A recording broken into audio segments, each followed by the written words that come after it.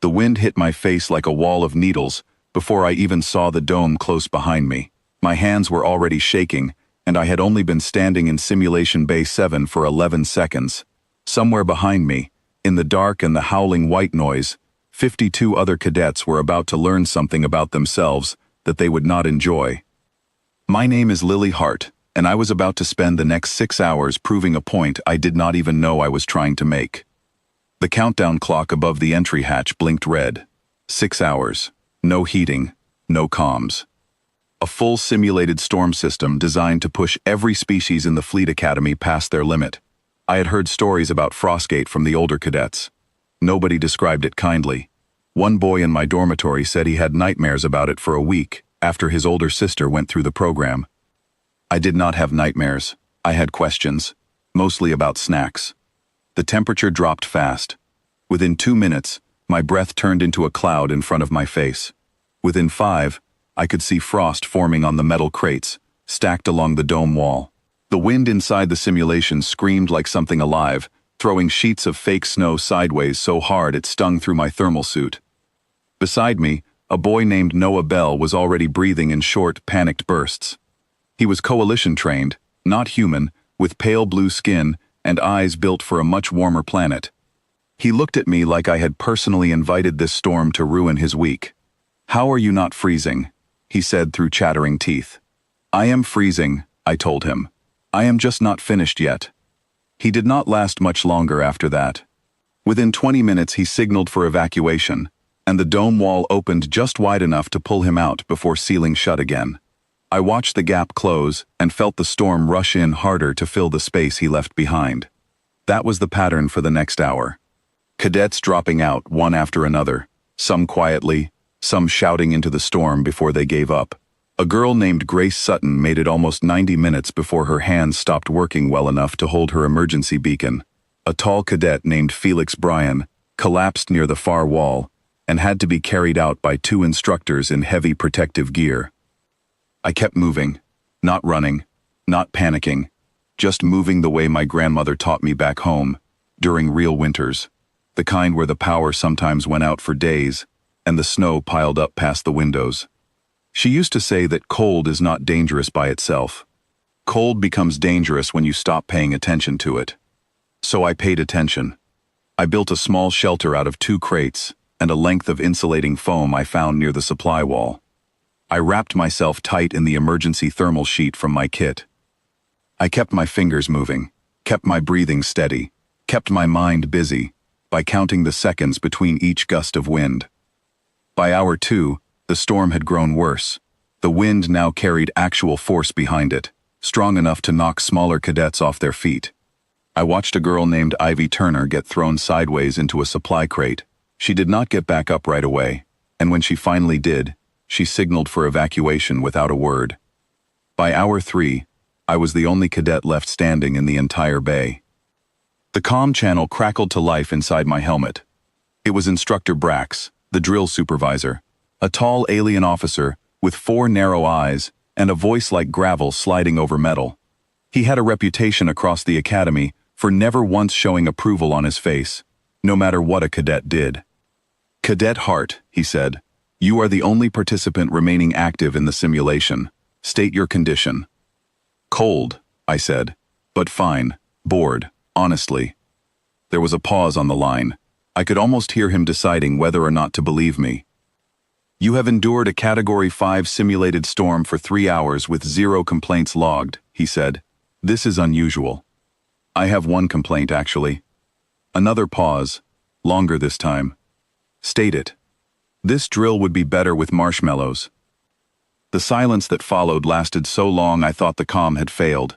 I could hear the wind screaming around me, feel the cold biting through even my thermal sheet, and somewhere far above me in the control room, I imagined an alien officer staring at his console in complete confusion. "Marshmallows," he finally said. "They are a human treat," I explained. "Soft, sweet, mostly air. You hold them near heat until they get warm and a little melted, then you eat them. People back home do this during storms all the time. It turns something difficult into something people actually look forward to.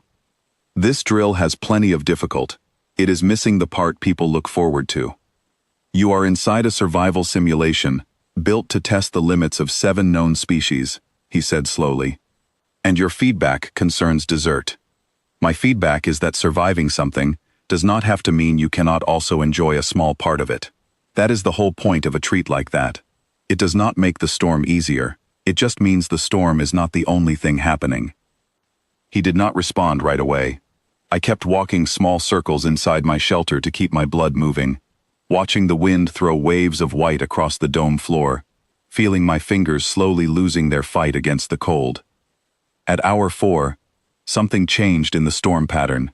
The wind grew sharper, colder, faster, as if the simulation itself was trying one last time to push me past my limit. Ice began forming along the inside of my shelter walls. My thermal sheet, rated for extreme conditions, started losing its effectiveness under the sheer force of the temperature drop. I felt my thoughts slow down.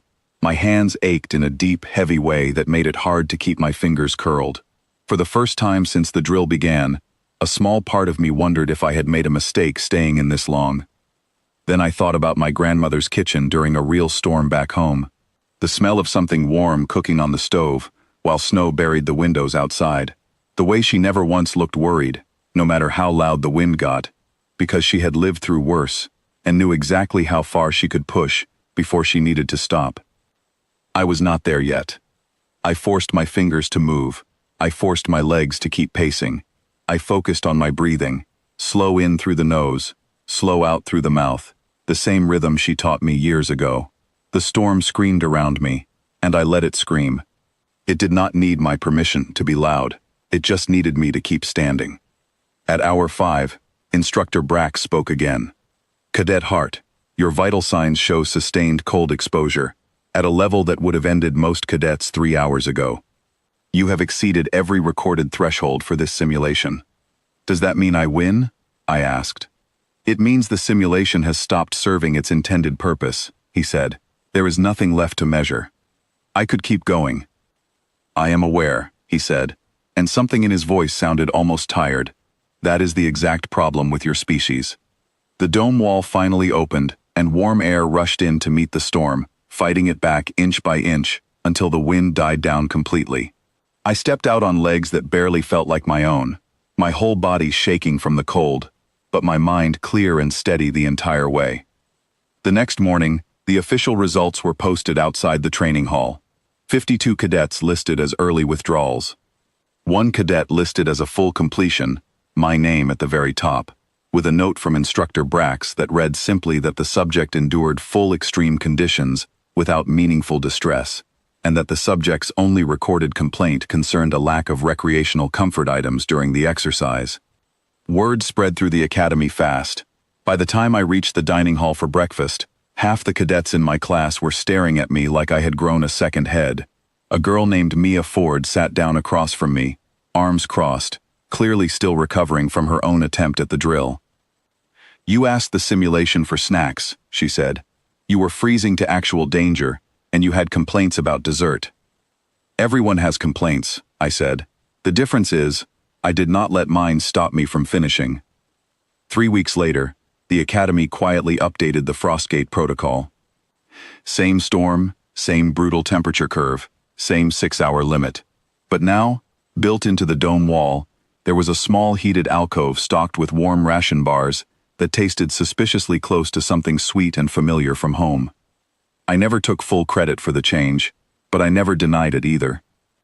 Instructor Brax never once mentioned it directly, but the week the new protocol went live, he stopped by my quarters without a word and left a single wrapped ration bar on my desk before walking away.